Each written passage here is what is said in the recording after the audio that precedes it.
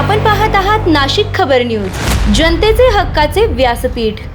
नाशिकमध्ये उबाठाची तयारी, या जागेवर विधान परिषद निवडणूक लढणार आदित्य ठाकरे यांचे संकेत। नाशिकमध्ये विधान परिषद निवडणुकीच्या पार्श्वभूमीवर राजकीय हालचालींना वेग आला असून उद्धव बाळासाहेब ठाकरे पक्ष अर्थात उबाठा ही निवडणूक लढवणार असल्याचे स्पष्ट संकेत मिळाले आहेत। याबाबत पक्षाचे नेते आदित्य ठाकरे यांनी थेट भूमिका मांडली।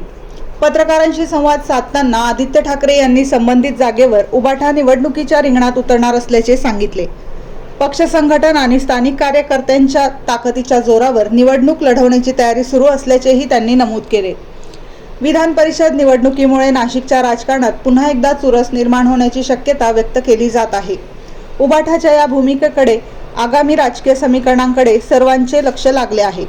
कुठल्या राज्यात गेलेत त्या सगळ्याचा नाशिकला काही फायदा आहे का हा एक प्रश्न उपस्थित होतच आणि तो नाशिकमध्ये पण देखील चर्चेला आहे। पण त्याच सोबत जिथे आता खोदकाम सुरू आहे तिकडे आपण पाहता रस्ते खोदून ठेवलेले वगैरे। आता पावसाळा सुरू झाल्यानंतर हे सेफ स्टेजला येणार आहेत का, पावसाळ्यापूर्वी सेफ स्टेजला येणार का, नाशिककरांना त्रास नाही होणार का, ह्याची खात्री सरकार देऊ शकतं का, शासन देऊ शकतं का, किंवा जी काही समिती बनवली ते देऊ शकतं, हा एक मोठा प्रश्न आहे। तसंच दुसऱ्या बाजूला आपण पाहतोय जागतिक परिस्थिती एक बाजूला, पण जी काही आर्थिक रणनीती ह्या सरकारने गेल्या 12 वर्षात अवलंबली होती त्याच्यात जी काही परिस्थिती आपल्या रुपयाची झालेली आहे किंवा अर्थतोडण्याची झालेली आहे, आज आपण त्याचा परिणाम भोगत आहोत। आणि सरकार हे आपल्याला आश्वासन देऊ शकतं का की ही कामं बॅलन्स ऑफ पेमेंट किंवा पेमेंट नाही होते ह्यामुळे थांबणार नाहीत।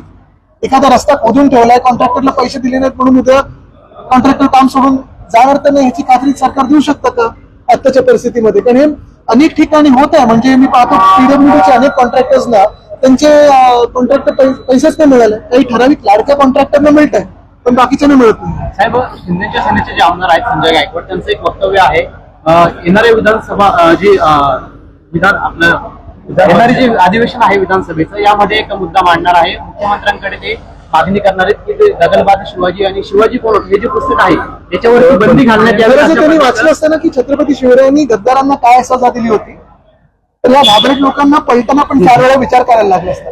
आणि दुसरी गोष्ट म्हणजे मला वाटतं थोडं त्यांनी जरा डोकं टाळ्यावर ठेवून आता अवतीभोवती काय चाललंय, देशात काय परिस्थिती आहे, राज्यात काय परिस्थिती आहे, बेरोजगारी किती वाढलेली आहे, किती तरुण तरुणी आज रस्त्यावर आहेत ज्यांना रोजगार शोधतात पण रोजगार सापडत नाहीये, ह्याच सरकारमुळे रुपयाची काय परिस्थिती झालेली आहे, ह्याच सरकारमुळे कामगारांची काय परिस्थिती झालेली, ह्याच सरकारमुळे शहरं काय हालत आहेत, पाण्याची कमतरता जाणवतच आहे, सगळीकडे पाण्याची कट लागलेली आहे। आपण बघतोय सगळे रेस्टॉरंट्स मध्ये एक तर रेस्टॉरंट बंद होत आहेत किंवा इंडक्शनवर चाललेलं आहे। अनेक MSME असे छोटे मोठे उद्योग असे आहेत जे बंद पडत चाललेले आहेत कारण ह्या सरकारने हाल असे करून ठेवलेले। थोडं त्यांनी ह्या सगळ्या बाकीच्या राजकारणातून बाहेर पडून आज राज्यात काय परिस्थिती नेमकी ती बघावी आणि परिस्थितीबद्दल बोलावं, नाहीतर लोकांना पळवून लावतील। अण्णा हजारेंनी काँग्रेस पार्टीचं देखील समर्थन केलेलं आहे। ठीक आहे, कधीतरी बोलतील काय? साहेब, मध्ये रिंग रोडची जे कामं सुरू आहेत त्या रिंग रोडच्या कामांमध्ये काही शेतकऱ्यांनी विरोध केलेला आहे। तो महत्वाचा मुद्दा आहे। आपल्या पक्षाने संजय राऊत साहेब दौऱ्यावर होते त्यावेळी शेतकऱ्यांशी आपण पाहिलं असेल ते कलेक्टर पण हो, आणि राऊत साहेबांनी जो विषय घेतला होता एका महिलेला घरी जाऊन पोलिसांनी मारहाण केली होती अधिकाऱ्यांनी पण।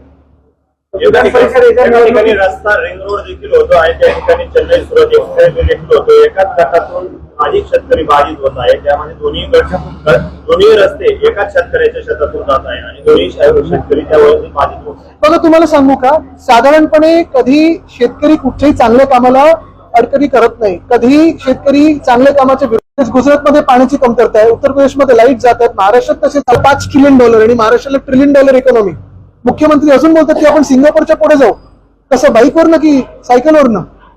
म्हणजे $1 ट्रिलियन तुम्ही एका बाजूला गोष्ट करताय, दुसऱ्या बाजूला आज राज्याचे काय हाल झाले ते आपण बघतोय। तिथून तरी गावलं जातील। एका महिन्याने मंडप पक्षात आहे किंवा इथून सुरुवात आली कशी ते ठीक आहे। आता ती अंतर्गत जी चर्चा झाली आम्ही त्याची पुढे चौकशी करू। पक्षाची काय भूमिका आहे? पक्षाची भूमिका उद्धव साहेब लवकरच सांगतील आपल्याला। काल परवाकडे बैठका झालेल्या आहेत आणि जी अधिकृत भूमिका असेल ती व्यक्त होईलच। प्रवीण आपल्या नाशिक दौऱ्यावर टीका केलेली आहे, याआधी जर दौरा केला असता तर जास्तीचे आमदार निवडून दिले असते असं प्रवीण दरेकर म्हणतात। चांगलं, मी बाहेरच्या 5 देशांचा तर दौरा केला नाही, त्यांनी त्या दौऱ्यावर टीका करायची की त्यांना संधी मिळणार नाही म्हणून माझ्या दौऱ्यावर टीका करतात। करू दे, थोडं तरी व्यक्त होता येतं त्यांना, बरं वाटेल। आपण महापालिका निवडणुकांनंतर शिवतीर्थावर गेला होता.